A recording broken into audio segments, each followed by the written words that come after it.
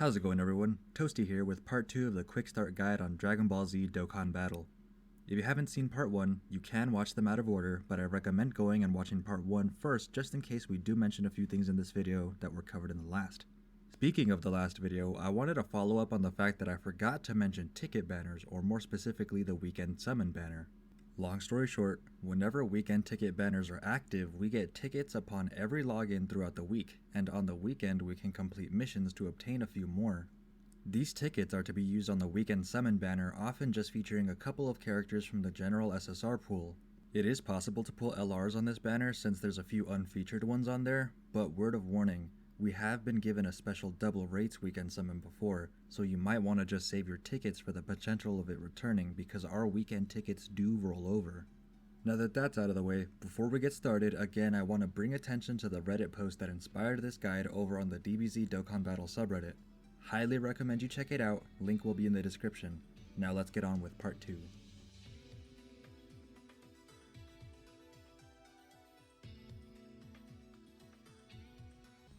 Alright, today we're starting off with categories since they are similar to types in the way that the game uses them to, well, categorize our units, but just a little more complicated.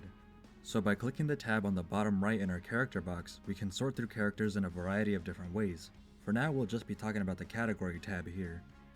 Once we go into the category menu, we'll see this absolute mess of a list. I wish we could sort these alphabetically or something, but I'm just picky. They are sorted into clusters of similarly themed categories to make it a little easier to navigate, like all the Saga categories are here, followed by fusions, then Super Saiyan levels, and so on. As you can probably guess, each category is filled with characters fitting the category criteria, at least most of the time. So Potara being a category full of characters who wear the Potara earrings, or Super Saiyan being full of characters in the base Super Saiyan form. However, the category system is somewhat infamously flawed in that not all categories contain every character that fits the category's criteria. For example, Pure Saiyans. You can make a case that Vegito and Gogeta should be on this category since although they are a fusion, they're a fusion of two Pure Saiyans. The argument against this being that they're not on the category for balance reasons, or that fusion cancels out the Pure Saiyan aspect somehow, but if that's the case, then why is Gotenks allowed in the Hybrid Saiyans category? Who knows, but just be aware that not all categories are 100% accurate and likely will never be. Mini rant aside, that's the idea of the category system, so now we can talk about how these categories play into leader skills.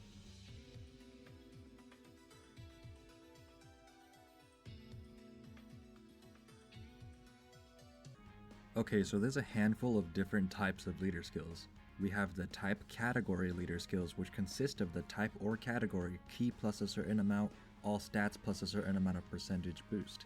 These are the most commonly used leader skills nowadays. Condition leader skills, which provide the team with a boost to key and stats as long as the team formed fits the condition of the leader skill, for example, the team including all 5 super or extreme types. These leads fell out of the meta a while back and have only been seen a handful of times. Nuke leads, which provide only a percentage boost to attack for every key sphere obtained.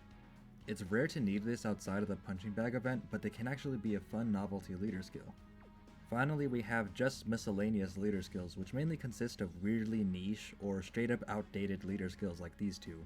I'm just going to leave skills like these out of the equation since nobody runs leaders like this and focus more on what's actually going to be most useful.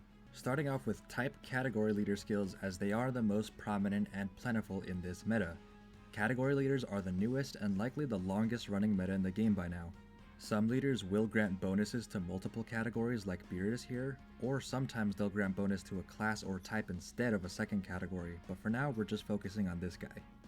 As you can see, he grants Exploding Rage or Realm of Gods category Ki plus 3, HP plus 130%, and attack and defense plus 170%.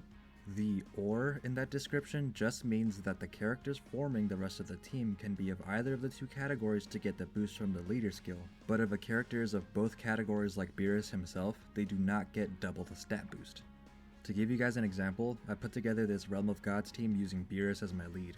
Note that not a single one of these cards is on the Exploding Rage category, but they're all on the Realm of Gods category, so they all still fit the leader skill criteria. Type skills work almost identically to this, but I want to show you something that I think is important to know. So here I have a team made up of all Super Agility units with LR Super Saiyan 4 Goku as my leader. If we go ahead and take a look at his leader skill, it says Goku's family category Ki plus 3, HP and attack plus 170%, and defense plus 130%. Or Super Agility type Ki plus 3, HP attack and defense plus 120%. Now we're working with two different levels of boost that a leader skill can provide. The rules don't change here though. If a character fits both criteria, like this Goku or Gohan being in the Goku's family category but also being Super Agility type, only one boost is applied. In this case the Goku's family boost, since it is the skill that provides a higher level of stat boost. The rest of the team on the other hand only fits the Super Agility type criteria, so the lower 120% boost applies to them. In cases like this, you can see that building a team solely based off of the Goku's family category will provide a higher boost to the team overall, but that's not always the best thing to do. What if all I had in this category were these cards? Sure, it's a solid set of cards, and there's some really good units on here, but nobody's going to argue that Super Gogeta and Super Vegito aren't better than Goten and Super Saiyan God Goku. Even if LR Super Saiyan 4 Goku was the only character getting the category boost, I might still be able to build a better team using only Super Agility units. Leader skill versatility and what cards you have at your disposal matter a lot, and you shouldn't go wasting all of your stones chasing cards with insane leader skills when there's only 6 cards in that category and you don't have any of them. Or even worse, you have them but they're terrible units so you never run the team anyway.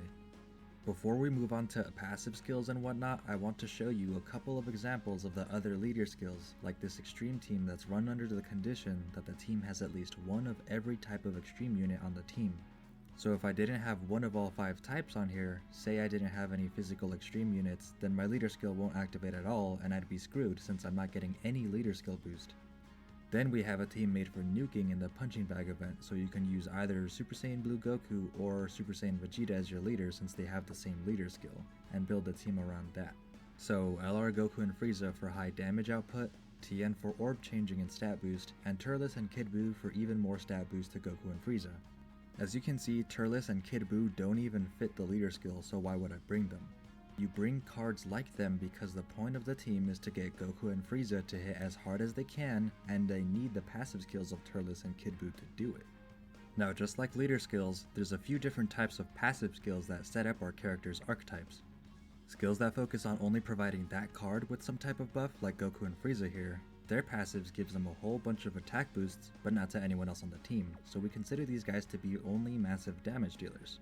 Then skills that are more support oriented, like Tien, Turles, or Kid Buu, which provide key and stat boost to all allies, or in Tien's case, he can also change orbs on the field to tech orbs. This makes it easier for Goku and Frieza to nuke under the leader skill conditions. Even Turles is able to lower superclass enemy attack, which if we go back to Goku and Frieza's passive, we can see that they gain another huge boost to attack when the enemy has the attack down debuff. There's even passive skills that allow us to do some real cool stuff like counter enemy attacks, tank a whole lot of damage, or just outright cheat death. Obviously passive skills are important. In cases like these you can argue more important than even the leader skill, but at the end of the day it all boils down to our overall team chemistry, so let's get started on that by learning what links are and what links do.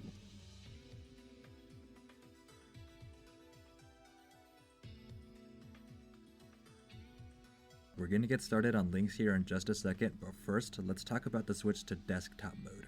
I'm using this really good website called Dokkan Battle Builder, and I recommend you all use this website to check on your team's link composition because it's just outright better than the in-game method of checking on links while team building. But you can use either, whichever is easier for you to use, go for it.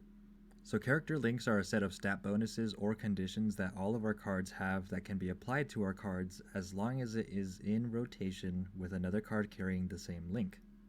Link buffs can be anything like attack and defense buffs, health regeneration, plus key buffs, etc, etc.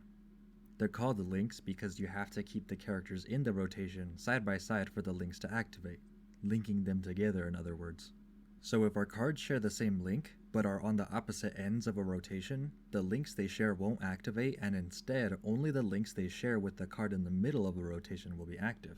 Let's just grab a few cards from our Realm of Gods team to show you how we use links and rotations to our advantage. The website hasn't been updated to include the new physical Beerus on here yet, so we'll just substitute him with the tech Beerus since almost all of their links are the same. So once we choose our characters, the website will show us a line of links with a number in the middle telling us how many links our cards share. We can see that Beerus and LR Beerus and Whis share 6 links, so let's check out what they are. We have the Innocence, which is plus 10% attack, Prodigy is another plus 10% attack, Shocking Speed, key plus 2, Connoisseur, which regens 5% of our health, Godly Power, 15% attack, and Fierce Battle, which is another plus 15% attack. All in all, we're getting key plus 2, attack plus 50%, and 5% health regen just off of linking these 2 cards together, which is really good. Now let's see how well Beerus links with our other damage dealers. Okay, so Beerus links with these guys are absolutely abysmal, sharing only 1 link with Vegito and 2 with Goku. But we can see here that Vegito and Goku actually share 5 links with each other. Super Saiyan, plus 10% attack, Kamehameha, attack plus 2500 when a super attack is launched, Warrior Gods, another plus 10% attack, Over in a Flash, which is key plus 3, and Fierce Battle, plus 15% attack. So these 2 gain key plus 3 and attack 45% up, plus the stat boost when super attacking with the Kamehameha link. Safe to say that we're going to want to keep these 2 linked together and the Beerus and LR Beerus and Whis together on any given turn. This is how I found out which cards I want on my main rotations, meaning that one turn I'll always have access to Beerus and Whis, while on the next turn I'll always have access to Goku and Vegito. Now we just have to fill out the last 2 slots on our team. I was running Supreme Kai of Time and West Supreme Kai, but look at this. They hardly share any links with the rest of the team. West Kai shares 3 with Beerus and LR Beerus, and Supreme Kai of Time only shares 1 link with anybody on the team. Heck, neither of them even link with Vegito at all, so why would I want them on the team? This is where passives come back into play, and more specifically support passives. West Kai's passive gives allies attack and defense plus 40%, and chance to perform critical plus 7%, while Time Kai gives key plus 3, attack and defense plus 30%, chance of performing crit, great chance of additional, and great chance of defense plus 12% for all allies. West Kai already grants us what is essentially a full link set minus the key, and she doesn't even have a Dokkan awakening yet. Time Kai, on the other hand, is awakened, and you can see she gives us a full link set and then some for our main rotation to play around with. Support characters like this can easily go into our floater slot so that at any given time our main rotation has some type of massive buff. You don't have to run 2 supports though, I just find this team fun to play with. If you'd like, you could run 1 support and 1 tank on your floater slot, or just about any other mix, but no matter what, I highly recommend you bring a support unit as they can provide for your main rotations like no other. Now that we have a better idea of how to work our main rotations and what to fill our floater slots with, let's build a team from scratch. How about Super Saiyan 3? Since Goku isn't on here yet, we'll just use Super Saiyan 3 Bardock as our leader. We can grab LR Super Saiyan 3 Goku for some damage output, and Super Saiyan 3 Vegeta for his tanking potential.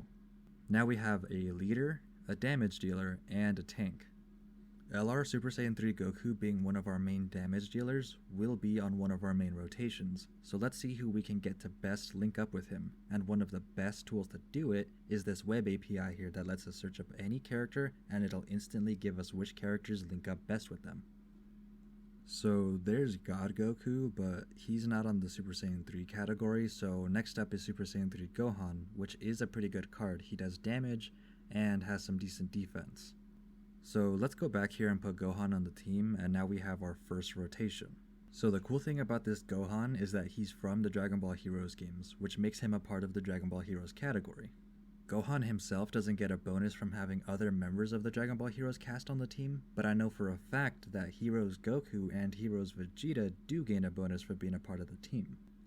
Goku reduces the amount of damage received by 7% for every Heroes ally on the team, on top of the fact that he guards all attacks. And Vegeta gains 7% critical chance for every Heroes ally on the team on top of disabling enemy guards.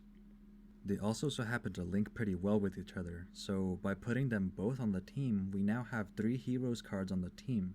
So now they each get a 21% boost to their respective passive abilities, and now we have our second rotation. Contrary to what a lot of people believe, you don't actually need to have your team's leader to be one of the main rotations. Super Saiyan 3 Bardock is pretty good, but he just doesn't link as well with the other guys. Plus, if we so happen to drop below 70% health at any given point, he grants our team attack plus 40%, so having that attack boost on rotation, plus whichever links he does share with our other cards, makes for decent support. Now this team looks good on paper, but how about we just go ahead and put the team to the test? Alright, so here we are testing out our newly formed Super Saiyan 3 team. I had to take a Super Saiyan 2 Goku leader as my friend leader since not many people really run Super Saiyan 3 Bardock as a leader anymore. There are a few out there, it's just I couldn't find one this time, so I just decided to use Goku. It's not gonna make that big of a difference, it's only one unit, so it's okay. I was just trying to stay as accurate as I could to the team that we did build on the Dokkan Battle Builder website, but this will be fine.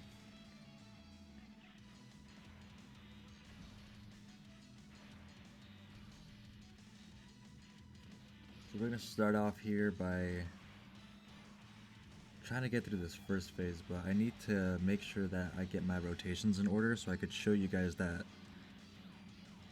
the two main rotations that we set up. So we already have the LR Super Saiyan 3 Goku and Super Saiyan 3 Heroes Gohan on this rotation. So we're gonna stick with that and try to rotate out this Vegeta so that we could pair him up with the Heroes Goku.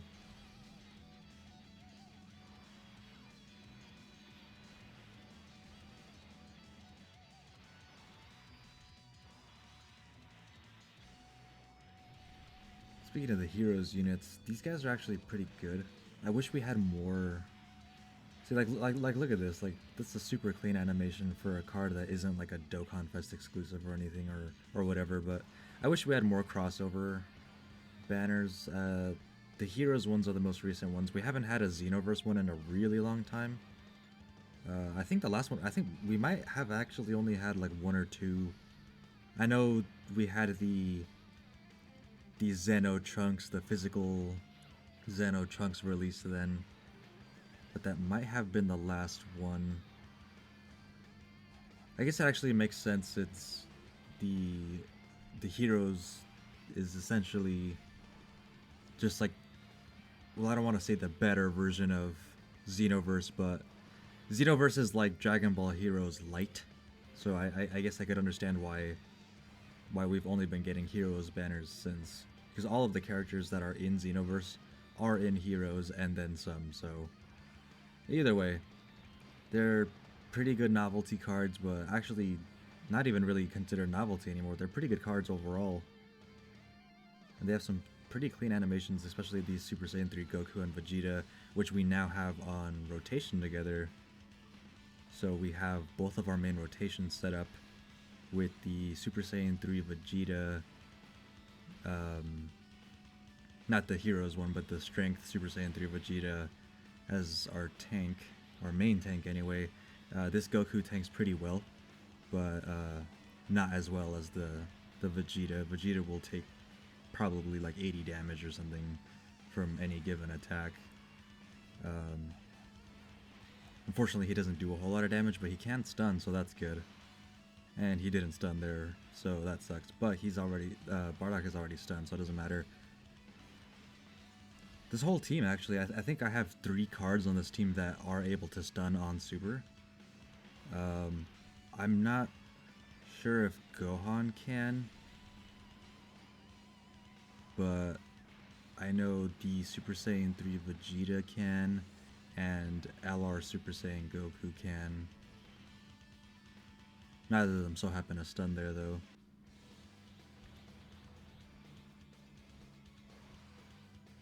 So now we have Super Saiyan 2 Goku transforming into Super Saiyan 3. Now we have an actual complete Super Saiyan 3 team. Which, by the way, the Super Saiyan 3 team could use a few more cards on there.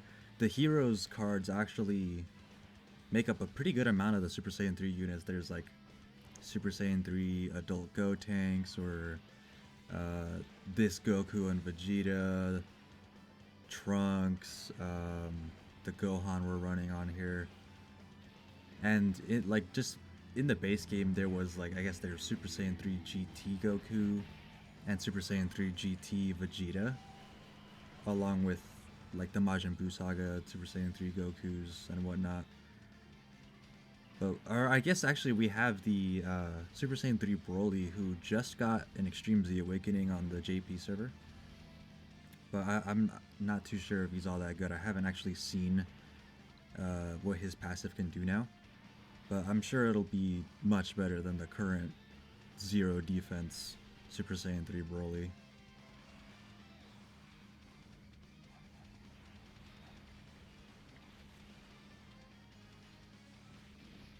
So I feel like we've had Bardock stunned for most of this event, so we haven't really been taking much damage.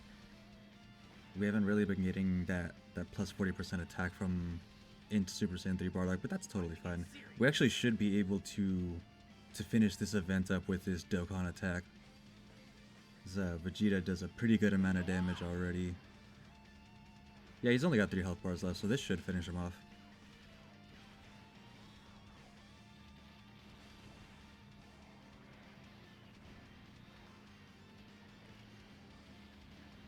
Yep, and there he goes. Alright, so that's the Super Saiyan Bardock event done with our newly formed Super Saiyan 3 team.